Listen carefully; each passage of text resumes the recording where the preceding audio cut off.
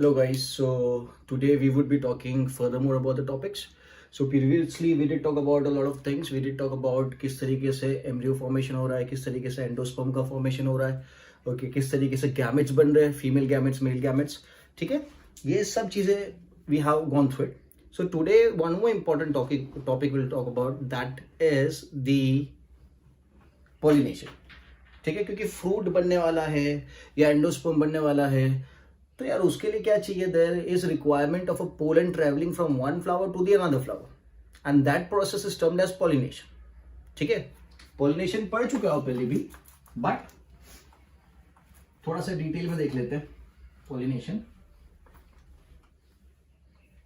So that is transfer of pollen grain, transfer of pollen grain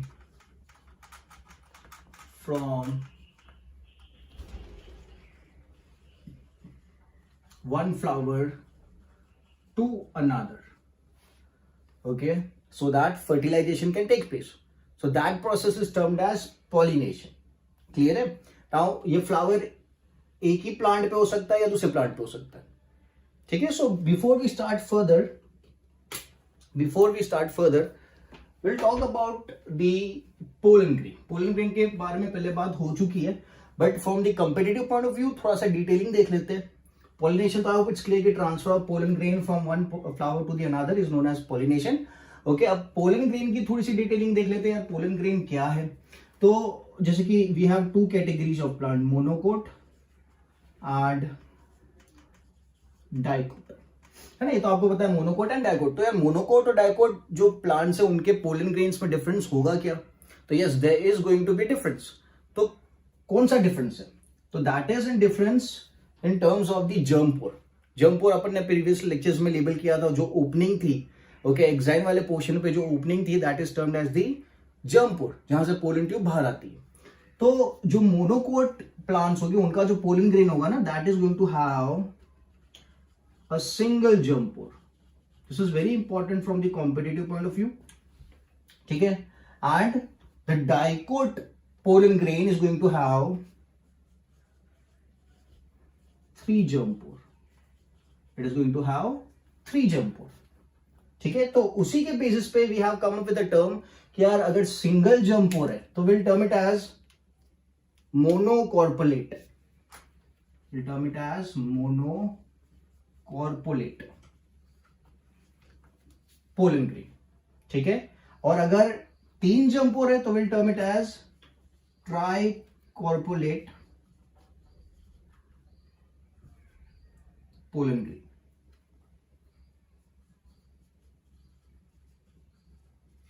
ठीक है, simple and easy. तो comparative point of view के हिसाब से आपको इसको याद रखना पड़ेगा. क्लियर है? So now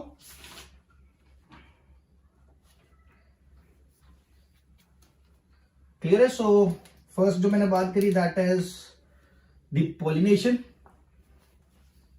transfer of pollen grain from one flower to the another. It could be of the same plant और it could be of the other plant. ठीक है, that is termed as pollination. और फिर pollen grain की अपन बात कर रहे थे, तो पोलन ग्रेन में मैंने बोला यार मोनोकोट वाला पोलन ग्रेन है तो उसके पास सिंगल जर्म पोर होगा, और अगर डाइकोट वाला पोलन ग्रेन है तो उसके पास 3 जर्म पोर्स हो गए. ठीक है, उसके बेस पे we have come up with the term we have come up with the term monocorpulate and tricorpulate. ठीक है, monocorpulate and tricorpulate. ठीक है, दूसरी एक बात इंटरेस्टिंग पोलन ग्रेन के बारे में, जो उसका आउटर लेयर होता है, जिसको अपन ने एक्साइन डिफाइन किया था, तो एक्साइन की भी बात कर लेते हैं.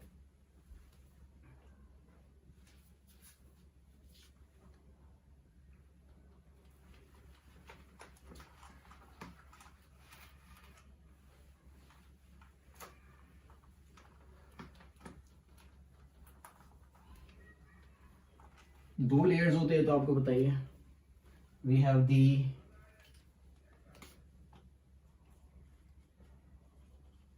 पोलन ग्रेन्स में 2 लेयर देखे थे. Inner one we term it as intine and the outer one we term it as exine. ठीक है, एक्साइन वाला जो पोर्शन है ना, वो 2 पार्ट्स में फर्दर डिवाइड आप कर सकते हो.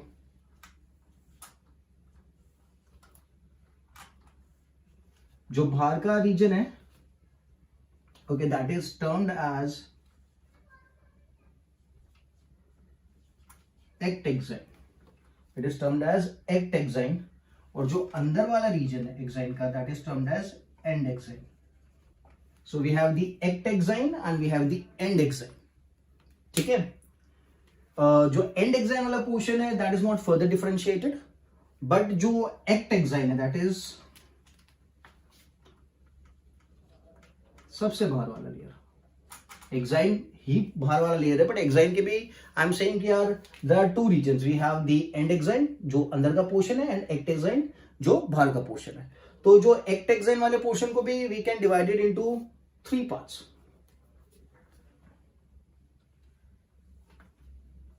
ठीक है, सो द फर्स्ट लेयर जो अवेलेबल है that is known as the foot layer, अंदर वाला.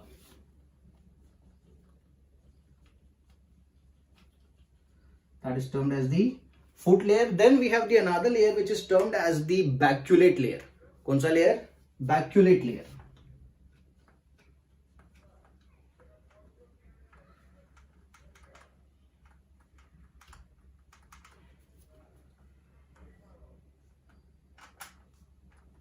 ठीक है, जो डिजाइनिंग वाला पोर्शन होता है ना, जैसे मैंने बताया था कि the outer layer exine is going to be spiny. So ये जो डिजाइनिंग का काम होता है, जो फुट लेयर सबसे अंदर मोस्ट रीजन है, जो बाहर का बैक्यूलेट लेयर है, okay, that performs the designing वाला portion. Okay, according with the along with the baculate layer we have the another layer that is the tectum. That is tectum. ठीक है, तो अपन को याद रखना है कि जो बैक्यूलेट लेयर है और टेक्टम लेयर है, they are more concern with the designing part of the pollen grain, the outermost region. Clear है? So this is not in the text book but this is very important from the need point of view कि pollen grain का जो exine portion है उसके 2 layers है, ectexine, endexine. Ectexine के 3 parts है, foot layer है, baculate layer है एंड द टेक्टम लेयर है. कौन सा लेयर डिजाइनिंग में काम आता है? तो आप बोलोगे baculate and the tectum region. Clear है? So let's move ahead now.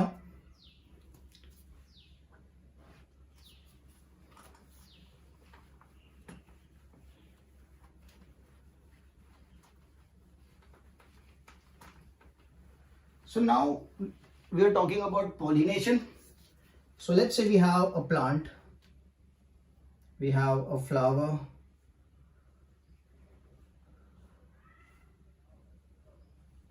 we have another plant, we have a flower. ठीक है, so we have 2 different plants here, okay, and the flowers are bisexual flowers. The flowers are bisexual flowers. So pollination की अगर बात करते हैं तो pollination में क्या होता है? We have the stamen and we are going to have the carpel. Stamen and carpel. Stamen and carpel. क्योंकि bisexual flower है तो stamen भी होगा, carpel भी होगा.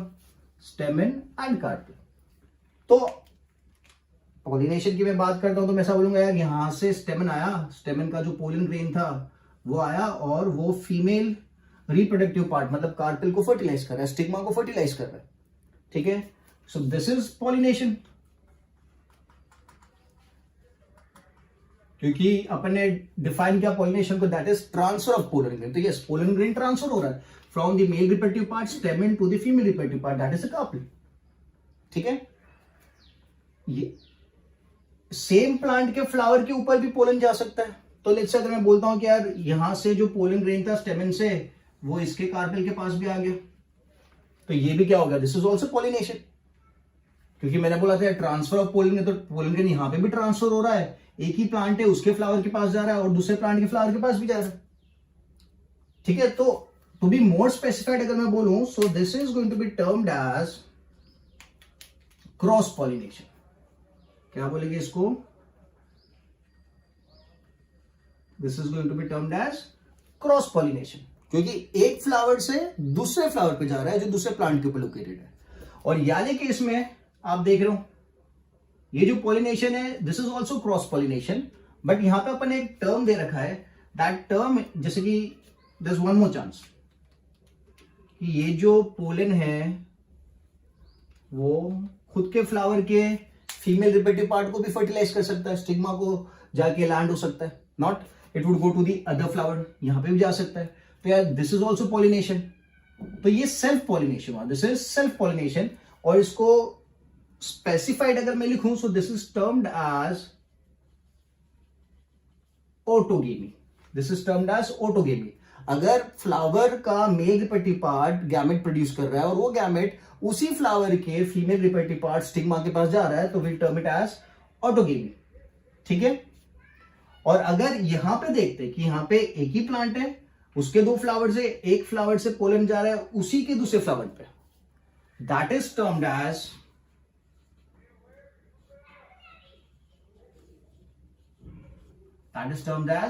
gaetogamy.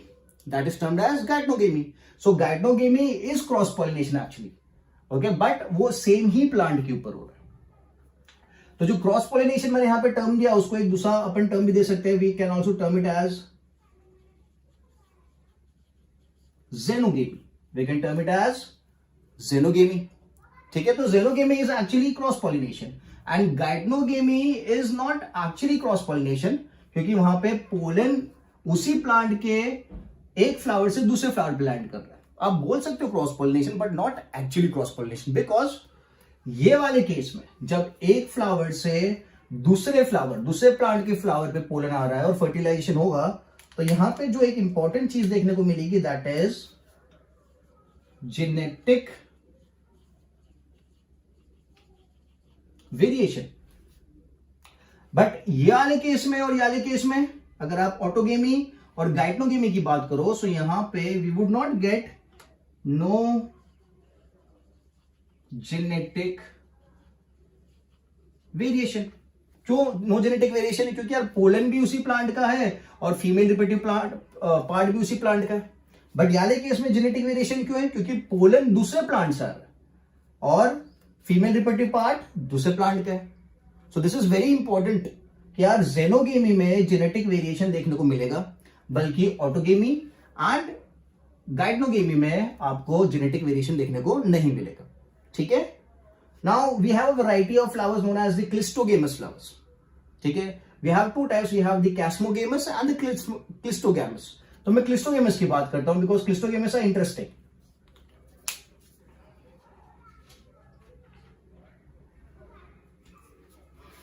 So I'm talking about the clistogamous flowers.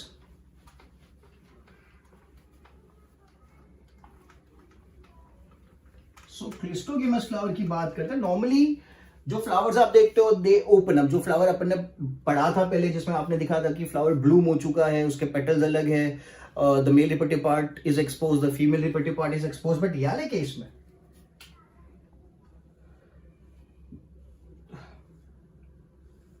ये फ्लावर अपन बना रहे हैं, male part in the female part, but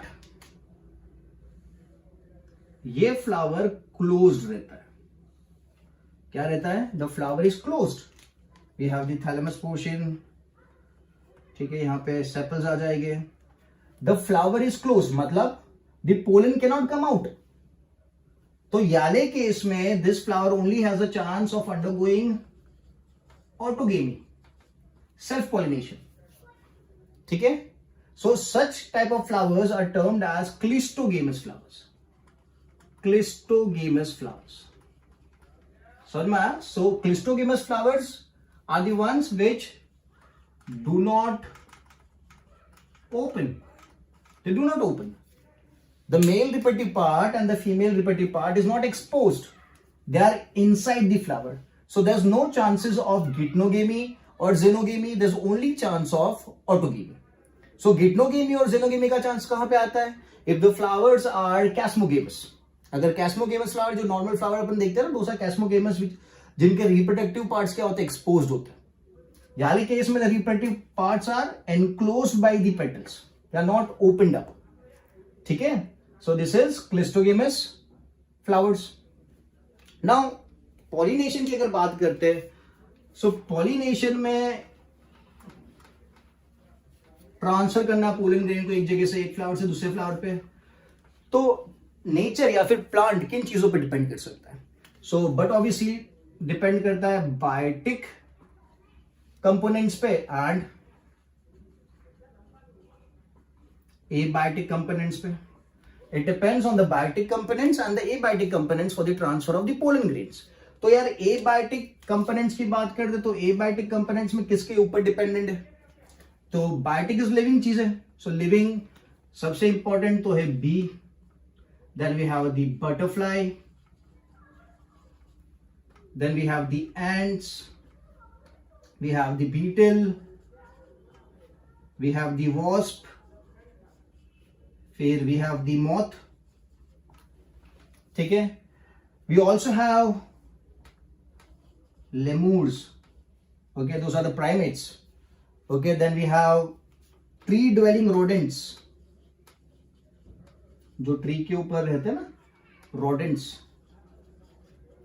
वो भी है. फिर we can also birds बोल सकते हैं. We have the hummingbird, okay, जो pollination में help करती है, and we can also take the bat. Okay, so these are the biotic ones. We have the birds, bat, bee, butterfly, ants, beetle, wasp, moth, lemurs, tree-dwelling rodents, and various other animals. ठीक है, जिसमें से bee is considered very very important. जिसमें से bee is considered very very important because without bee the pollination is not going to be possible. सबसे ज्यादा जो pollination होता है that is done by the bee. Clear है. Abiotic की बात करते हैं तो यार एबायोटिक वाले केस में किसके ऊपर डिपेंड करेगा? तो we have the wind and we have the water. ये दो फैक्टर्स है एबायोटिक में जिसके ऊपर प्लांट को डिपेंड रहना पड़ेगा for the process of pollination. ठीक है. So in most of the cases plant, on what criteria would a plant be able to undergo pollination by this organisms, and on what criteria the plant would undergo pollination by these things? ठीक है. तो the major criteria to get it pollinated by the biotic factors is कौन सी चीज की वजह से उस plant के फ्लावर को पॉलिनेट करेंगे? Biotic factors. So we have the flowers should be colorful. Flower colorful होना चाहिए. It should be big. It should be having a good fragrance. Okay, अगर ये क्राइटेरिया अवेलेबल है, कलरफुल है, बिग है, ब्राइट कलर्ड है, colourful है, fragrance काफी अच्छी आ रही है, plus it has nectar available है. ओके, सो उस केस में ये जो फ्लावर्स हो गए जो कलरफुल भी है, बिग है, ब्राइट है, फ्रेग्रेंस भी अच्छी आ रही है और नेक्टर भी उनके पास अवेलेबल है, उस केस में the flower is going to be pollinated by the biotic ones, biotic organisms. ठीक है, simple and easy.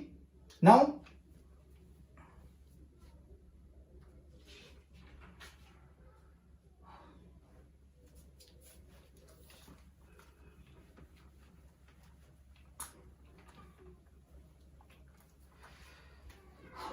to attract the flies and beetle. To attract the flies and the beetle, the flowers, they produce foul smell. They produce foul smell. मतलब उनमें से flower एक गंदा सा smell produce करता है and this attracts the flies and the beetles. और वो उस फ्लावर के पास आते हैं. ठीक है, अब वो फ्लावर के पास आ रहे तो यार दे शुड बी रिवॉर्डेड क्योंकि वो फ्लावर के पास आए. तो रिवॉर्ड के रूप में, so when they are rewarded, what is the reward? The reward is nectar and the pollen grains. The reward is the nectar या फिर पोलन ग्रेन्स. तो वो उस नेक्टर को वहां से कंज्यूम करते हैं, पोलन ग्रेन्स उनकी बॉडी पे अटैच हो जाते हैं एंड व्हेन दे लैंड और सब अनदर फ्लावर, तो वो जो पोलन ग्रेन्स उनकी बॉडी पे स्टिक हो गए थे, क्या हो गए थे? स्टिक हो गए थे, वो वहां पे जाके निकल जाएंगे दूसरे फ्लावर के ऊपर. और इस तरीके से flies and beetle would help in the process of cross pollination या फिर सेल्फ पॉलिनेशन में भी, गाइटनोगी में भी हेल्प कर सकते हैं. क्लियर है? इन सम ऑफ द केसेस, यहां पे जो मैंने रिवॉर्ड की बात करी, मैंने बोला reward is in the form of nectar या फिर पोलन ग्रेन्स, ठीक है, बिकॉज अगर वो फ्लावर के पास जा रहे हैं तो दे शुड बी रिवॉर्डेड ना, कुछ उनको फ्लावर से मिलना चाहिए। सो क्या मिल रहा है, तो नेक्टर मिल रहा है, पोलन ग्रेन्स मिल रहे हैं। बट उसी तरीके से in some of the flowers the reward is something else. जैसे कि अगर एक रिलेशनशिप की मैं बात करता हूं, जैसे प्लांट नोन एज यूका और मॉथ की बात करते हैं, यूका एंड मॉथ के रिलेशनशिप की बात करते हैं, काफी इंटरेस्टिंग रिलेशनशिप है, क्योंकि यहां पे क्या होता है, यूका जो होता है ना, it provides a place for the moth to lay the eggs. यहां पे मैं लिखता हूं, moth lays its egg in the locule of ovary। Locule मतलब चैम्बर, कैविटी। तो मॉथ क्या करता है, अपने जो एग्स होते हैं ना, उन एग्स को कहां पे रिलीज करता है, इन दी लोक्यूल और दी कैविटी ऑफ दी ओवरी, ठीक है। अब जब वो वहां पे एग्स को रिलीज करने आता है, रखने आता है, तो उसके सरफेस के ऊपर जो पोलन ग्रेन्स होते हैं वो वहां पे लैंड हो जाते हैं, और इस तरीके से क्या हो जाता है कि जो यूका नाम का प्लांट है उसके फ्लावर का क्या हो जाता है, फर्टिलाइजेशन हो जाता है, ठीक है। अब वहां पे क्या बनेगा, सीड बनेगा। तो जैसे जैसे सीड डेवलप करेगा तो जो एग है वो भी डेवलप करेंगे, और सीड के डेवलपमेंट के साथ एग में से जो मॉथ है वो भी बाहर आने लग जाएंगे। तो यहां पे ये दोनों they are dependent, interdependent on each other. They are interdependent. They are not able to complete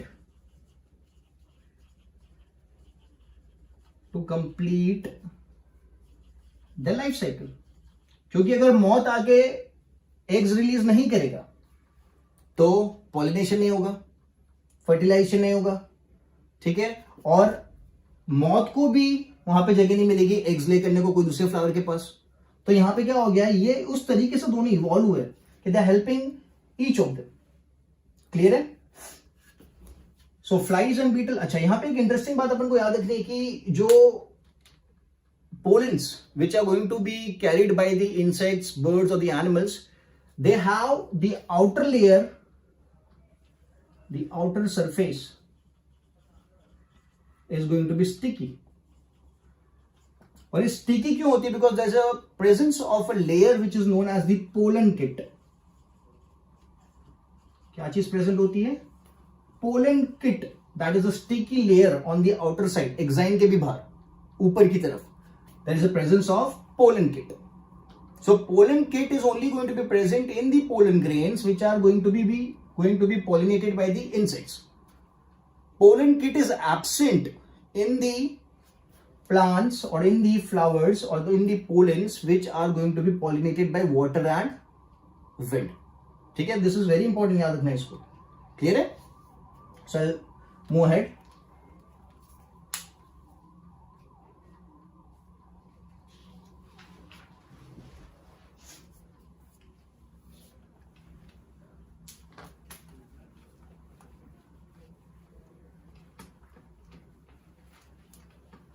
So as I said, pollen kit is the characteristic feature of the pollen grains which are pollinated by the biotic organisms or biotic factors. So pollen kit is absent in pollen grains which are pollinated by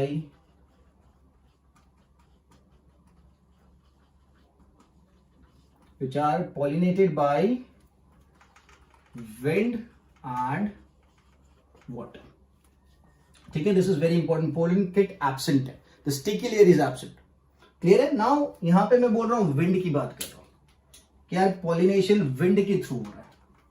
ठीक है, तो अगर wind के through हो रहा है ना, तो एक चीज अपन को याद रखनी पड़ेगी कि यार pollen grains should be light weight, हल्के होने चाहिए, and non-sticky। The pollen grains or the pollen should be lightweight and non-sticky। Lightweight इसलिए बिकॉज हल्का होगा तो वो विंड की मदद से काफी दूर तक जा सकता है। ठीक है, तो यानी कि इसमें जो भी प्लांट पॉलिनेशन विंड के थ्रू कर रहा है, क्यों उसको विंड के थ्रू करना पड़ रहा है, बिकॉज उसके जो फ्लावर्स है, flowers are not colorful, they're not bright enough, they do not have no nectar and no fragrance. ये सब चीजें वो फ्लावर के पास की कलर भी नहीं है. Okay, it's not colourful, not bright, no nectar present, no fragrance available. तो इसकी वजह से यहाँ पे कोई इंसेक्ट या कोई बर्ड या कोई एनिमल अट्रैक्ट नहीं होने वाला. ठीक है, तो यार ये जो फ्लावर्स है इनको डिपेंड करना पड़ेगा विंड पे और वाटर पे. ठीक है, सो विंड वाले केस में जो मेल रिप्रोडक्टिव पार्ट जिसको बोलते हैं अपन stamen, the stamen has to be long and exposed. Stamen क्या होना चाहिए? काफी लंबा होना चाहिए और एक्सपोज होना चाहिए. और जो कार्पेल जो होता है यार केस में, carpel is feathery. Carpel is feathery. Feathery क्यों?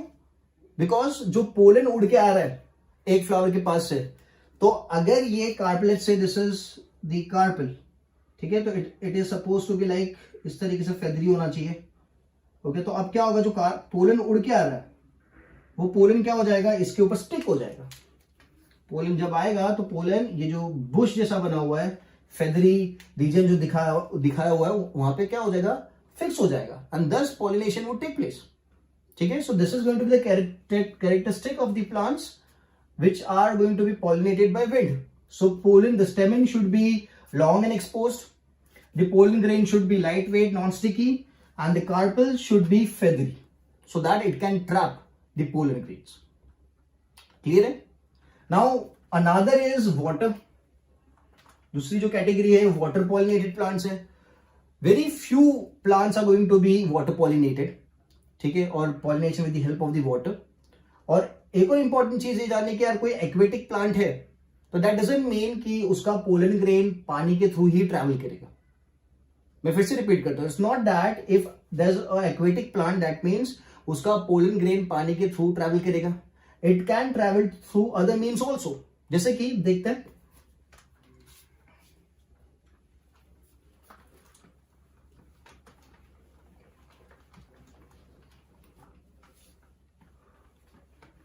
जैसे कि water hyacinth and water lily जो है,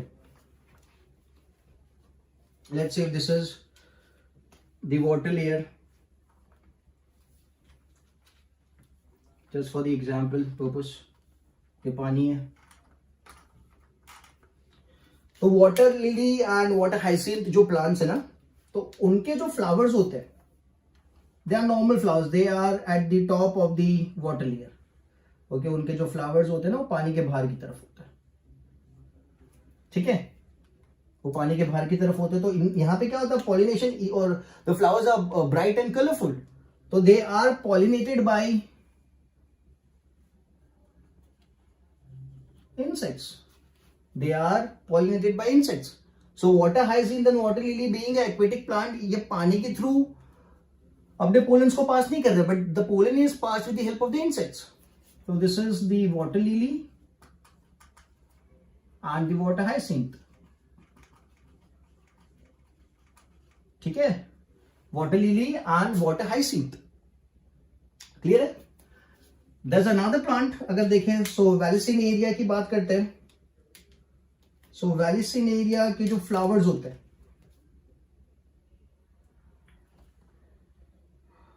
the female flower is at the surface of the water.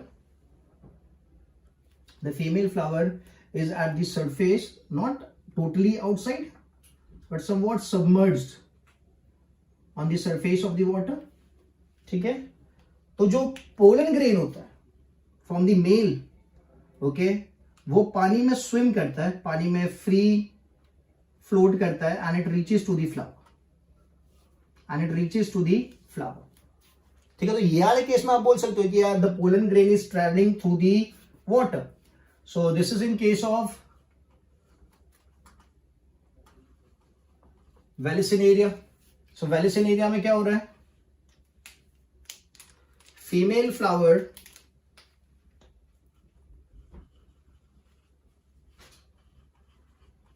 is at the surface of water and pollen grain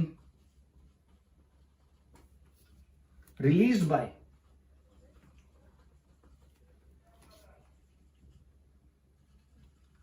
male flower float on the surface of water and reach female flower.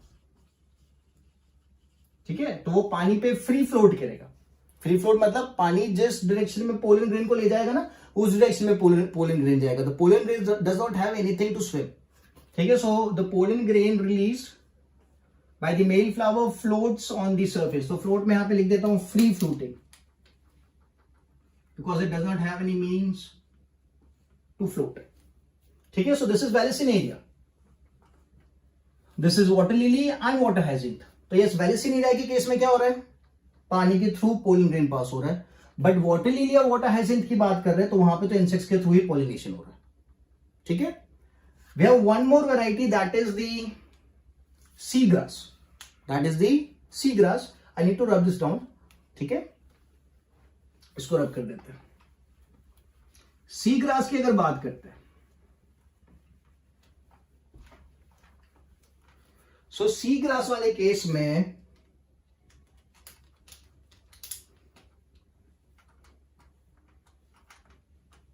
It's aquatic grass.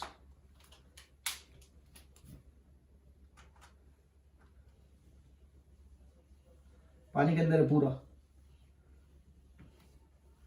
पूरा submerged है. ठीक है, और उसके पास जो flowers हैं, female flowers, they are submerged as well. Clear है. So यहां पे क्या होता है, जो पोलन होता है. अब इंटरेस्टिंग बात सी ग्रास की यह है कि the pollen grain and stigma are waterproof.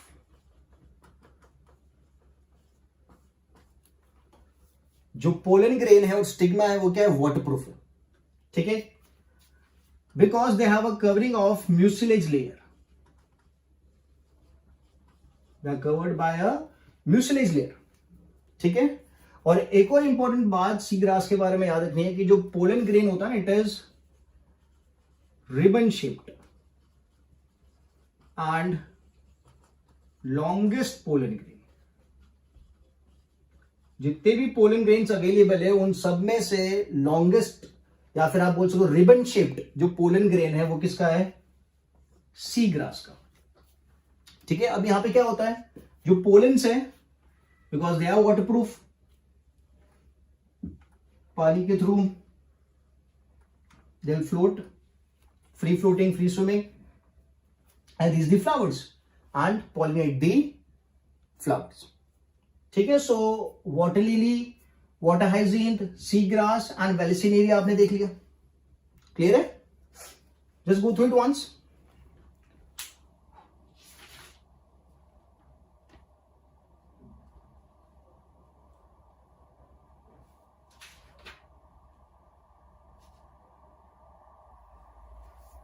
ठीक है, I hope this is clear. Now this was all about pollination and the pollen grains. किस तरीके से पॉलिनेशन हो रहा है. यहां पे मैं एक और बात, एक और टॉपिक एडअप कर देता हूं from the competitive point of view. आप इसको कॉपी कर लो, आगे चलते हैं.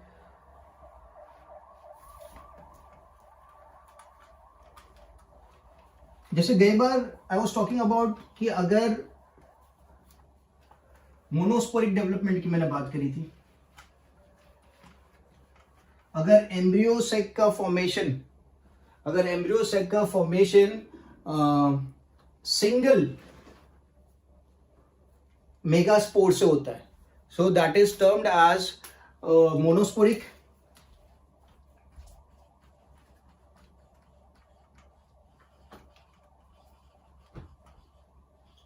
I hope you remember. Okay, if embryo sac is formed by single megaspore. Okay, if embryo sac is formed by single megaspore, we term it as the monosporic development. ठीक है, आपको याद होगा कि we mentioned that 4 मेगास्पोर बनते थे और 4 में से 3 डिग्रेड हो जाते थे, एक ही बचता था, और इससे ही क्या बनता था, एम्ब्रियो सेक बनता था। ठीक है, एक दूसरा केस जो अवेलेबल है, दैट इज बाइस्पोरिक।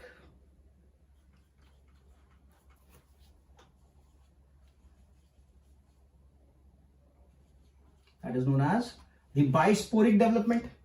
अब bisporic development में आप याद रखो, जैसे कि इनिशियली क्या था अपने पास, we had the megaspore mother cell। ठीक है, ये megaspore mother cell क्या करती है, meiosis 1 करती है, it undergoes meiosis 1, और क्या मिलता था, we get 2 cells। ठीक है, यानी केस में अगर देखें तो we started with mother cell, then this undergoes meiosis 1, और 2 सेल मिलते थे, और फिर क्या होता था, मियोसिस 2 होता था और 4 सेल मिलते थे। Let me put meiosis 1 and this is meiosis 2। ठीक है, और 2 सेल्स मिलते थे, और फिर अंदर फर्दर डेवलपमेंट होता था। यहाँ पे आप देखते थे, यहाँ पे 8 न्यूक्लियाई बनते थे, और फिर साइनोगेट्स बनते थे, एंटीपोडल सेल्स बनते थे। यानी कि इसमें क्या होता है, बाइस्पोरिक में ये जो 2 सेल्स बने मियोसिस 1 के बाद, उसमें से एक सेल डिग्रेड हो जाता है। क्या होता है, एक सेल डिग्रेड हो जाता है, और जो सेल बच गया है वो क्या बनाता है, it forms the embryo sac. समझ में आ रहा है कि 2 सेल्स जो बच गए हैं, 2 सेल्स में से जो एक सेल बचा है, ओके, वो क्या बनाता है, एम्ब्रियो सैक बनाता है। ठीक है, दिस इज क्लियर।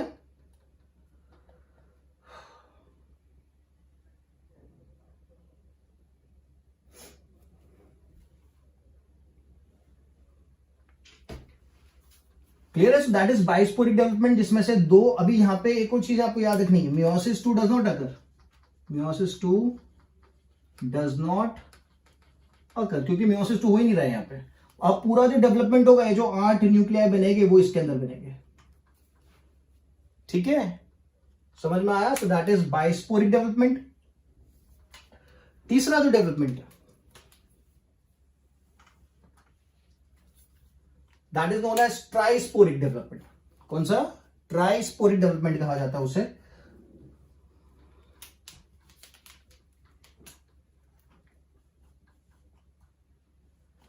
ट्राइस्पोरिक डेवलपमेंट मतलब जिसके थ्रू एम्ब्रियो सैक का फॉर्मेशन होगा। सो ट्राइस्पोरिक डेवलपमेंट में क्या होता है, ये जो मेगास्पोर मदर सेल जो होता है, ठीक है, ये मेगास्पोर मदर सेल मियोसिस 1 या मियोसिस 2 करते ही नहीं, it does not undergo meiosis. Simply इसका जो न्यूक्लियाई होता है वो डिवाइड होने लग जाता है, और उससे ही बन जाता है embryo sac. The nuclei start dividing, तो मैं यहां पे मेंशन कर देता हूं, क्या लिखेंगे, MMC does not undergo meiosis. Okay, MMC nuclei undergoes repetitive mitosis। वो खुद रिपीटेटिव माइटोसिस करते हैं और क्या बना देते हैं, they form the embryo sac. समझ में आया। तो यहां पर बाइस्पोरिक में एमएमसी से 2 सेल बनते हैं और 2 में से 1 डिग्रेड हो जाता है, ओके, और एक से ही एम्ब्रियो सेक बनता है। यहाँ पे एमएमसी कुछ डिविजन दिखाते ही नहीं। जो मियोसिस नॉर्मली देखा था, यहाँ पे भी मियोसिस हुआ था, यहाँ पे मियोसिस हुआ, वो यहाँ पे नहीं होगा। यहाँ पे सिंपली जो मेगास्पोर मदर सेल है वो सिंपली उसकी न्यूक्लियाई को डिवाइड करेगा, माइटोसिस करेगा और एम्ब्रियो सेक का फॉर्मेशन करेगा। ठीक है, गो थ्रू इट वंस।